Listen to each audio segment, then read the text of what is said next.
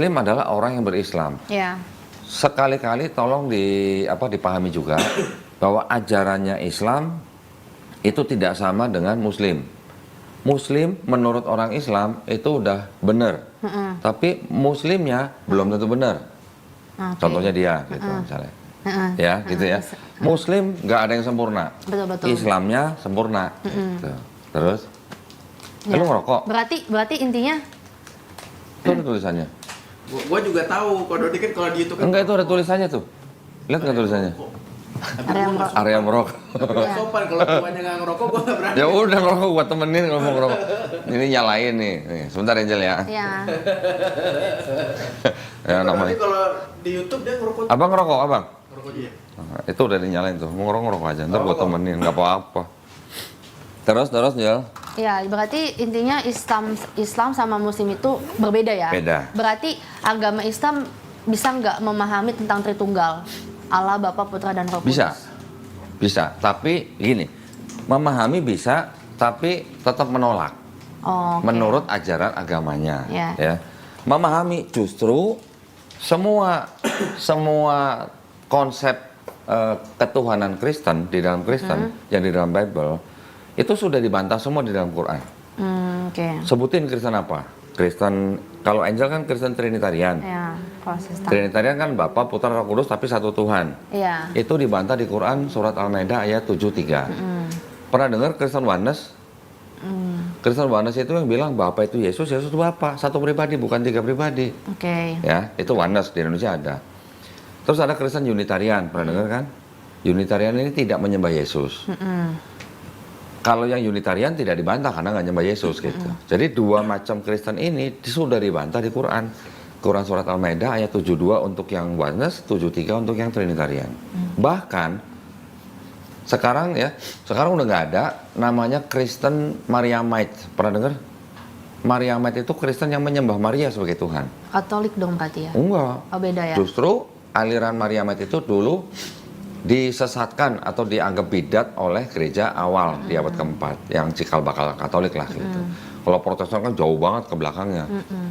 Jadi yang Kristen yang menyembah Maria pun sudah dibantah di Quran. Di Quran surat Al-Maidah juga ayat 116. Semua konsep Kristen sudah dibantah. Bukan kita nggak paham, kita paham, tapi bukan berarti kita menerima gitu. Ya. Apalagi? Oke, kalau misalnya tadi kan kalau Dondi kan udah bahas soal beberapa Kristen dan kepercayaannya ya. Nah, aku sebenarnya aku banyak gak tahu nih soal Kristen A, B, C, D, F, G. Cuman di kitab Wahyu itu kan ngebahas soal akhir zaman kan. Akhir zaman, tanda-tanda akhir zaman. Terutama yang namanya antikris, ya kan. Nah, kebetulan tante aku, jadi aku punya tante, dia itu nikah sama orang luar negeri dan sekarang stay di Dubai udah lama. Tante aku tuh masuk yang Kristennya taat banget. Terus tiba-tiba one day aku nggak tahu dia ada di persekutuan apa. Terus tiba-tiba dia tuh kayak info ke kita nggak boleh ngerayain Natal, nggak boleh ngumpul sama keluarga dan lain-lain. Dan kita bilang itu ajaran sesat, kita bilang kayak gitu. Karena di akhir zaman di kitab Wahyu kita bilang pada akhirnya semua orang itu banyak yang terpanggil tapi sedikit yang dipilih. Itu kata firman Tuhan, kata Alkitab gitu, bilang kayak gitu kan. Banyak yang Kristen tapi banyak yang masuk surga tuh sedikit gitu. Nah, jadi dari situ aku percaya sih tanda-tanda akhir zaman emang banyak kayak nabi-nabi palsu atau kayak yang mengaku ini tuh Kristen tapi ajarannya tuh sesat. Makanya kita sebagai orang Kristen yang masih dalam lingkupan, kita selalu bilang hidup kita itu berpaku pada firman Tuhan, bukan apa kata orang atau yang sekitarnya kayak gitu. Karena itulah nabi-nabi palsu yang menginjilin kayak gitu. Jadi kayak dan itu lumayan mungkin komunitas yang di sana itu yang bilang kita nggak boleh loh ngerayain Natal, kita nggak boleh ngumpul sama keluarga, kita nggak boleh perpuluhan. Nah kalau di Kristen tuh ada perpuluhan, jadi kalau setiap kita gajian 10% kita kasih ke gereja kayak gitu kan. Nah itu juga dilarang. Padahal kan Tuhan bilang ketika kita dikasih berkat sama Tuhan, kita tuh belajar untuk ngasih berkat lagi kembali 10% gitu. Kemungkinan besar Kristen yang itu namanya Kristen progresif. Oh gitu ya. Iya. Di Indonesia ada ya. Cuman udah banyak dapat tekanan dari Kristen-Kristen yang lain. Jadi kelihatannya nggak begitu berkembang. Kemungkinan itu. Tapi karena gini, yang bilang nggak boleh ngerayain Natal karena memang Natal itu aslinya memang bukan hari lahirnya Yesus. 25 Desember itu memang dulunya dipakai oleh orang-orang Romawi untuk merayakan hari lahirnya Dewa Matahari. Disebutnya Dewa Sol, gitu ya. Sudah kebiasaan, jadi mereka sudah merayakan itu udah ratusan tahun sebelum Yesus. Ketika Kristen dijadikan agama resminya Romawi, Dewa mitranya ini, Dewa Sol ini digantikan dengan Yesus. Makanya mungkin kalau Angel pernah lihat patung atau lukisan Yesus, di belakangnya suka ada bundaran gini kan? Iya, itu nggak tahu situ Kristen apa. Nah, itu adalah bekas-bekas dari dulu peralihan dari Dewa Matahari ke Yesus. Ini adalah namanya halo. Halo ini yang disebut dengan matahari gitu. Kan bulat full gitu. Iya. Nggak sabit, nggak separoh, nggak. Tapi full, itu tandanya matahari itu yang sudah kelihatan full pada tanggal 25 Desember dipercaya sebagai hari kelahirannya Dewa Matahari. Makanya full gitu. Ketika 21, 22, 23 tuh dia makin gede, fullnya 25. Itulah perubahan menggantikan Dewa Sol dengan Yesus. Yang tadinya Dewa Sol dianggap sebagai menang ya. Yang Yesus dianggap sebagai disebut matahari yang tidak terkalahkan gitu. Itu sebenarnya awalnya begitu, aslinya begitu. Cuman memang gereja, karena gereja waktu itu digandeng oleh Kekaisaran Romawi, terus yang menang itu adalah Kristen yang Trinitarian, makanya Kristen itu menjadi agama resminya Romawi pada waktu itu. Timbulnya Kristen kan sebenarnya kan di Palestina atau Israel, ya.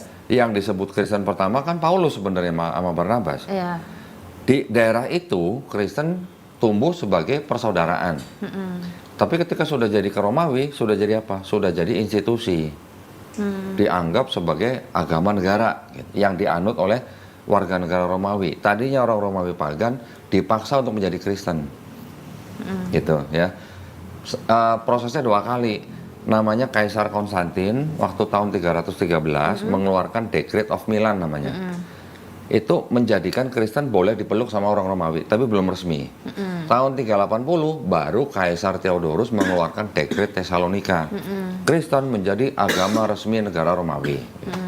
Itu pengaruh dari Natal. Makanya Kristen menjadi merayakan Natalnya 25 Desember, meneruskan tradisi mereka gitu. Terus tadi Angel bilang mengenai antikris, ya kan? Antikris itu kan singkatan dari antikristus. Betul. Artinya Kristus apa menurut Angel? Kalau Kristus itu di agama Kristen itu Tuhan. Tuhan. Iya, dia itu Tuhan. Yaitu Tuhan itu yang dimaksud di Islam itu adalah Isa Al-Masih. Oke. Ya. Sebenarnya menurut bahasanya Kristus itu artinya bukan Tuhan. Kristus itu bahasa Indonesia, ya. Bahasa Inggrisnya Christ. Iya. Bahasa Yunaninya Kristos. Bahasa Ibraninya apa? Mesias. Mesias. Bahasa Aramaiknya apa? Mesiho. Bahasa Arabnya apa? Al-Masih. Artinya kalau menurut akar katanya dari Ibrani, ini kan aslinya kan dari Ibrani. Aslinya Mesias itu adalah yang diurapi. Nah, yang diurapi itu siapa? Bisa raja, bisa imam, bisa nabi. 3 jenis orang ini bisa disebut Mesias. Dan tidak harus dari bangsa Israel. Raja Kores bukan dari Israel, itu pun bisa disebut Mesias. Ya. Kalau sekarang ada sebutan antikristus, ya, anti yang diurapi, Yesus disebut Kristus. Orang Islam menyebut Isa dengan Al-Masih. Jadi Isa Al-Masih sama Yesus Kristus ini kan sama. Iya. Kristus artinya yang diurapi. Kalau di Islam kita Al-Masih itu artinya sebenarnya mirip, tapi bisa lebih diartikan gini. Nabi Isa itu diberi mujizat dengan cara mengusap. Menyembuhkan orang sakit dengan mengusap. Iya, betul-betul. Membangkitkan orang mati dengan mengusap. Itu Al-Masih di Islam. Di Yahudi, Mesias adalah juga diurapi. Diurapi apa? Kepalanya ketika dia ditahbiskan. Kristen, Kristus itu artinya juga Mesias yang diurapi sama dengan yang Yahudi. Cuman Kristen kan menganggap Kristus ini sebagai Tuhan itu juga gitu. Ya. Kalau di Islam Al-Masih bukan Tuhan, Ibrani Mesias juga bukan Tuhan gitu. Tapi whatever ya. Orang Islam menggunakan Al-Masih di kata Isa Al-Masih berarti kan Islam mengakui Kristus. Sesuai dengan arti sebenarnya. yang diurapi kah, yang mengusap kah. Islam menerima, tapi Kristen justru yang menaikkan Kristus itu menjadi Tuhan. Kristus itu tidak sama dengan Tuhan, gitu. Jadi kalau disebut antikristus dialamatkan ke Islam, salah. Kita tidak antikristus. Kita menyebut Isa dengan Al-Masih. Ya. Cuman kalau di teologinya Kristen, antikris itu adalah si iblis, sesat gitu, ya, yang nanti menentang Yesus bahwa dia adalah Kristus. Betul. Gitu. Yang Itu, cap 66 itu. ya, itu bedanya, itu adalah lambang iblis, Ya, gitu ya. kan. Tapi bisa saya jelaskan bahwa Islam itu bukan menentang Yesus. Kita menempatkan Yesus sebagai nabi.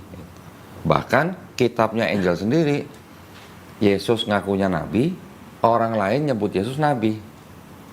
Yesus nggak pernah ngaku dia sebagai Tuhan. Yesus nyuruh bangsa Israel untuk menyembah Bapa, bukan nyembah Yesus. Tapi memang teologinya Kristen nih, akidahnya Kristen yang menganggap karena ada ayat ini, maka itu Yesus Tuhan. Gitu. Iya. Tetapi dari sekian ayat yang dijadikan Kristen sebagai bukti bahwa itu ajaran Yesus adalah Tuhan, itu banyak ayat-ayat yang satu salah tafsir, kedua tidak otentik atau tidak asli. Nah, kalau Angel mau lihat buktinya saya ada. Mau sekarang bentar. Nanti. Angel dia pengen bukti-bukti, jadi kayak nanya tentang ini ada hadisnya nggak? Kayak contoh dia nanya, kenapa cuma Nabi Isa nggak menikah katanya? Padahal di Al-Quran ada jelas. Kata siapa Nabi Isa nggak menikah? Enggak, makanya aku jelasin ke dia, bilang kan di dalam Al-Quran ada Allah berfirman tuh, aku lupa di ayat Al-Quran berapa dijelasin semua Nabi dan Rasul itu memiliki keturunan, Istri-istri. memiliki istri-istri, sorry. Istri-istri loh, bukan istri loh, istri-istri. Nggak disebutin namanya siapa, nabi-nabi dan istri-istrinya. Itu ada di Al-Quran. Gini sih, ini aku agak mundur lagi mengenai kenapa aku bisa menganggap kalau Yesus itu adalah Tuhan. Ini dari pengajaran aku ya. Jadi gini, dari kisahnya Adam itu kan Adam udah jatuh dalam dosa ya sama Hawa. Jadi diusirlah dari Taman Eden dan Tuhan bilang kan dari kejadian Adam dan Hawa itu di Taman Eden ada namanya pohon kehidupan. Dan Tuhan tuh bilang, kita bilangnya Allah itu bilang jangan makan buah kehidupan itu. Nah, terus pada zaman itu juga iblis itu kan diciptain sama Allah kan, sama Tuhan. Iblis itu berupa ular dan dia tuh menghasut si Hawa untuk makan.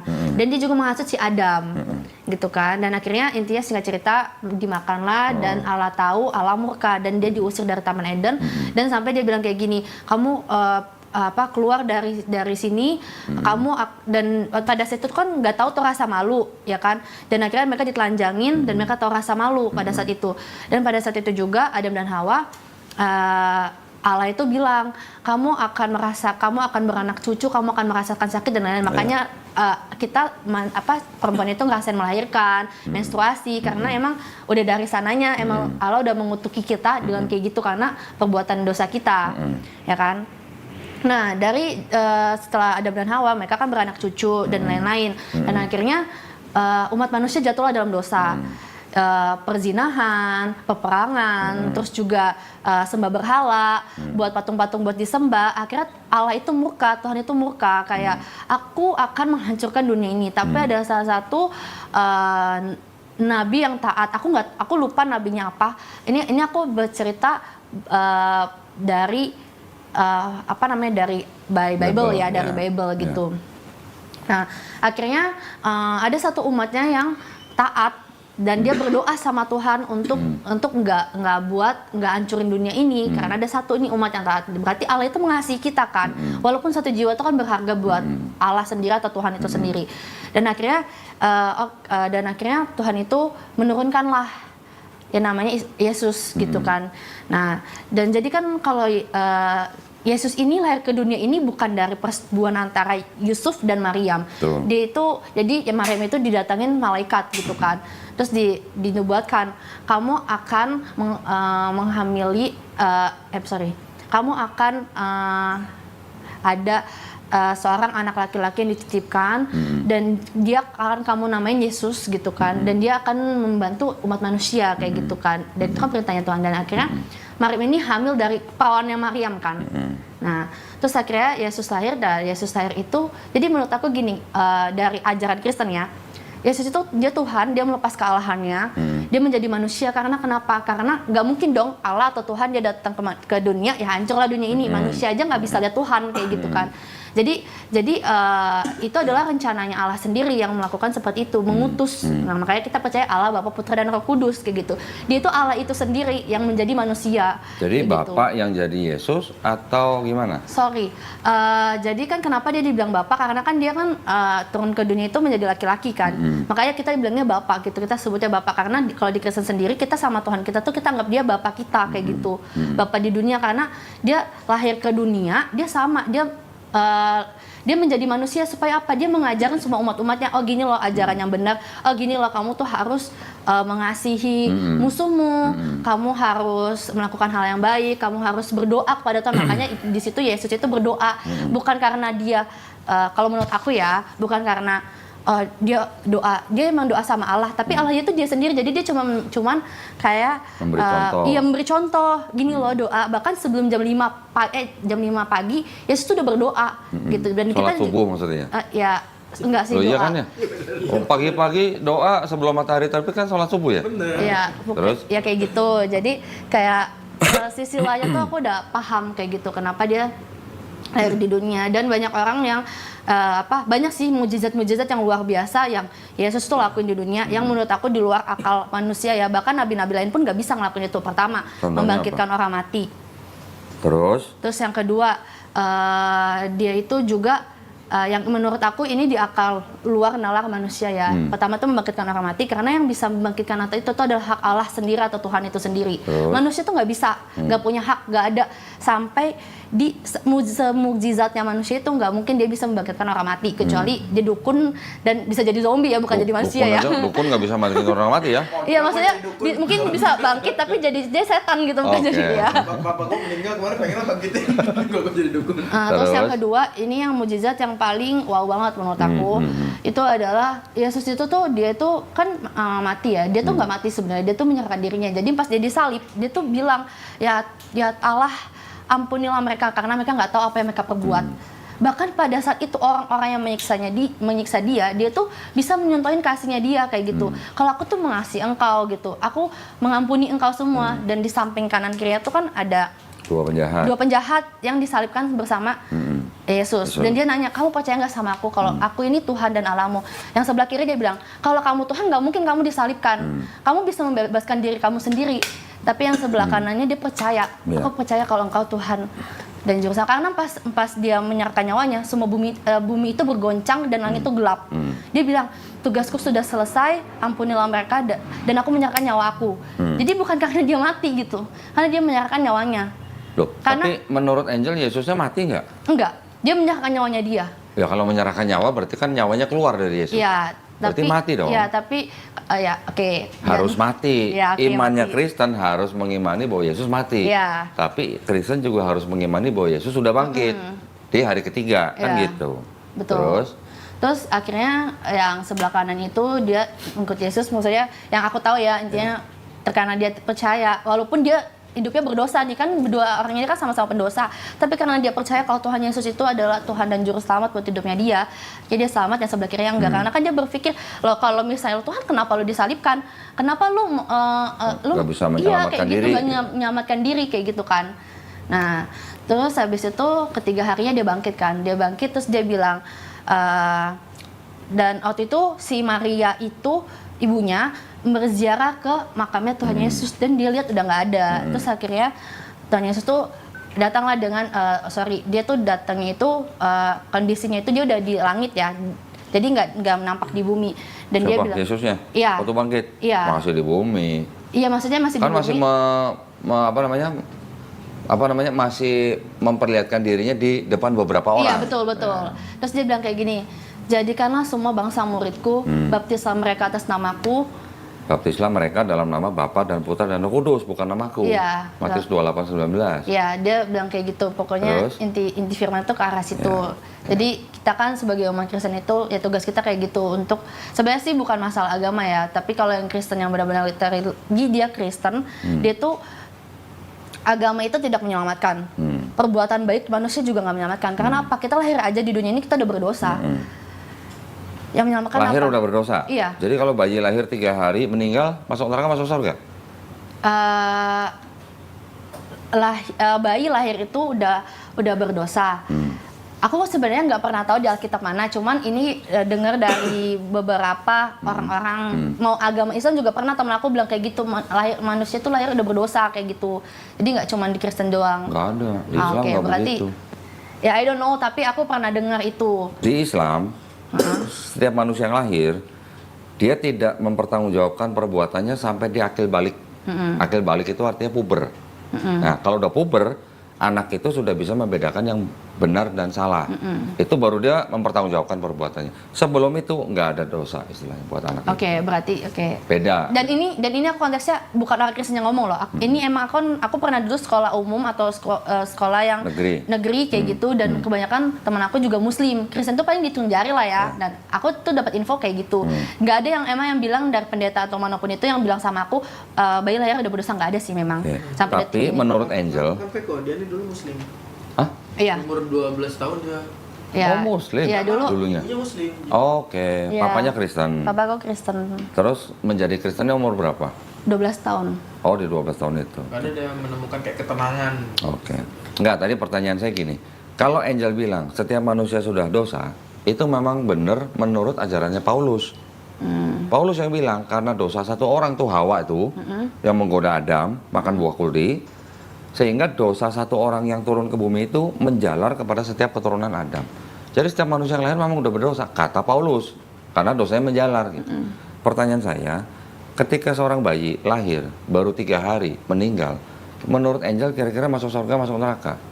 Kalau menurut aku ya, aku percaya sih masuk surga. Apakah bisa dosa masuk surga? Kayak gini sih, kan kalau bayi itu kan kalau menurut aku secara logiknya aja, pemikiran secara logik. Kalau bayi Alkitab aku nggak tahu, atau pendeta aku nggak pernah dengar ini dari pendeta manapun. Jadi secara logiknya kan bayi itu kan nggak tahu, maksudnya belum paham ya. Polos gitu nggak tahu ya, nggak tahu apa-apa. apa-apa. Masa 3 hari mati masuk neraka, Iya, tega amat kalau Tuhannya. secara logika ya, Kan gitu ya, secara logika. iya. Berarti logikanya Angel masih waras, saya Iya. bilang gitu. Ya. Jadi artinya kita sama-sama setuju nih. Setiap manusia lahir kalau dia masih bayi, masih anak kecil, mati, dia nggak mungkin masuk neraka. Yang masuk neraka itu yang disebut bayi masuk neraka tuh berarti Tuhannya gila gitu. Ya, setuju ya. Terus yang tadi saya dengar dari Angel ceritanya dari mulai Adam sampai Yesus salib sampai bangkit, itu semuanya benar. Semuanya benar. Itu adalah cerita di dalam Bible dari Kejadian sampai Wahyu. Yohanes. Oh, Yohanes. Sorry. Kalau Kisah Para Rasul sampai Wahyu itu bukan cerita tentang Yesus, tapi pemberitaan tentang Yesus. Iya. Nah, sekarang masalahnya gini. Buat Angel sebagai orang Kristen yang percaya bahwa dosanya Angel sudah ditebus oleh Yesus dengan cara dia mati di atas kayu salib, ya bener kan? Betul. Kalau gitu yang nyalip Yesus buat Angel berjasa nggak? Ini pertanyaan yang pernah kamu tonton. Kamu kan jawabannya. Oke, aku punya jawabannya. Tolong jawab. Jadi gini ya, kalau menurut aku, ini aku by logik aja, bukan by Alkitab atau manapun. Kan sebenarnya Tuhan Yesus itu, dia itu pas disalibkan dia udah tahu. Tahu apa? Dia udah tahu akan disalibkan. Tapi pertanyaannya, oke. Karena dia tuh dia bergaul karib banget sama Tuhan. Kan di firman Tuhan juga bilang orang yang bergaul karib sama Tuhan, orang hidup kudus dalam hidupnya. Kudus itu dalam artian itu dari Kristen ya, itu nggak cuma berpakaian seksi, tapi dari cara pikiran dia, dari cara mulut dia nggak berkata-kata kotor. Dia benar-benar hidupnya kudus banget. Dia tuh bahkan dia bisa mendengar suara Tuhan karena dia kudus, karena Allah itu kudus. Oke, sekarang kalau Angel bilang bahwa Yesus sudah tahu bahwa dia akan disalib, saya setuju. Iya. Tapi Yesusnya kalau dilihat dari kata-katanya dan perbuatannya, menurut Angel Yesus sebenarnya rela nggak disalib dari perbuatannya dan perkataannya. Karena dia tahu tujuan hidupnya itu akan disalibkan. Oke. Tapi pertanyaan saya, Yesusnya sebenarnya kalau melihat dari perbuatan dan perkataannya, sebenarnya Yesus rela nggak kelihatannya gitu? Dia disalib. Kelihatannya aja dari ayat-ayat yang ada di dalam Bible. Kelihatannya nih Yesus sebenarnya rela apa nggak sih disalib gitu? Iya. Kelihatannya rela. Iya. Kalau Angel bilang rela, kenapa Yesus bilang begini? Jikalau bisa, lalukanlah cawan ini daripadaku. Cawan itu lambang penyalipan. Iya. Yesus bilang, jikalau bisa, lalukanlah cawan ini daripadaku. Kelihatannya itu kalimat rela atau enggak gitu. Jikalau bisa. Dia kayak buat negosiasi sih kalimat itu. Tuh, nego, bener. Kalau bilang nego saya setuju, bener. Artinya Yesus lagi nego sama bapaknya. Bapak kalau bisa gue jangan disalib dong. Setuju nggak? Kira-kira gitu kan kalimatnya kan? Iya. Sebelum Yesus ngomong begitu, Yesus di Taman Getsemani berdoa dengan apa? Saking takutnya kenapa? Sampai apa? Sampai keringatnya seperti titik-titik darah. Iya, Pernah oke. baca? Iya. Nah, kalau orang yang keringatnya sampai seperti titik darah, itu orangnya benar-benar udah takut. Iya. Takut yang udah tingkat tinggi Iya. gitu ya. Di psikologi juga ada, bisa mengatakan seperti itu. Jadi keringatnya udah campur dengan darah. Terus berikutnya lagi, sebelum Yesus ngumpet, ini kan ngumpet berarti kan di Taman Getsemani kan? Iya. Kalau memang Yesus datang ke sini tujuannya untuk disalib, untuk menebus dosa angel, kenapa Yesus tinggal nggak datang aja ke imam-imam Yahudi, ini gua nih, tangkap gua, salib gua? Kenapa nggak begitu? Kenapa dia harus ngumpet di Taman Getsemani? Oke, sebelum ngumpet, Yesus nyuruh murid-muridnya, lu punya apa? Nggak punya apa-apa. Kalau nggak punya apa-apa, jual jubah, beli pedang. Kira-kira buat apa pedang? Walaupun ketika di Taman Getsemani tentara Romawi datang, Iya. ya, salah satu muridnya ada yang bilang Petrus, ada yang Menyangkal, bilang ya. bukan menyangkal.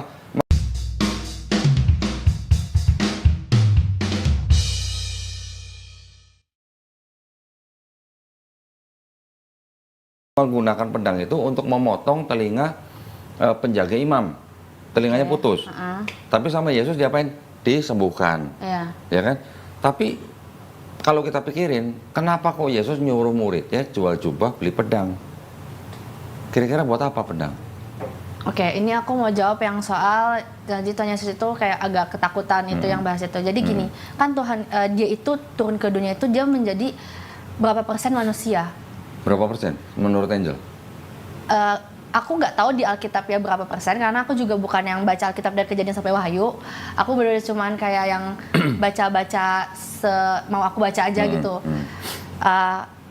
Yang aku dengar itu, aku pernah nonton juga filmnya Son of God. Nah, jadi dia tuh turun ke dunia itu kan jadi manusia. Dia melepas kealahannya. Bahkan dia berpuasa 40 hari 40 malam ada di Alkitab. Dan bahkan pada saat dia puasa pun Iya, terus? dia itu dicobain oleh iblis. Kan dia bilang kalau engkau Allah, kau buatlah roti itu menjadi batu. Dan dia bilang enyalah Batu kau jadi iblis. roti. Ya. Enyalah kau iblis. Manusia itu tuh nggak hidup dari roti saja, tapi melalui firman dan kebenaran hidup di dalam aku. Betul. Akhirnya iblis itu nya. Terus habis Enggak, belum. Masih diuji lagi. diuji lagi sampai ketiga kali. Suruh ngapain? Kalau nggak salah yang kedua itu Yesus itu ada di tebing, di bawah iblis di atas tebing. Terus dia bilang, kalau engkau Tuhan, engkau itu jatuhkanlah dirimu dan panggillah malaikatmu untuk Bukan menyelamatkan. tebing, itu bait suci.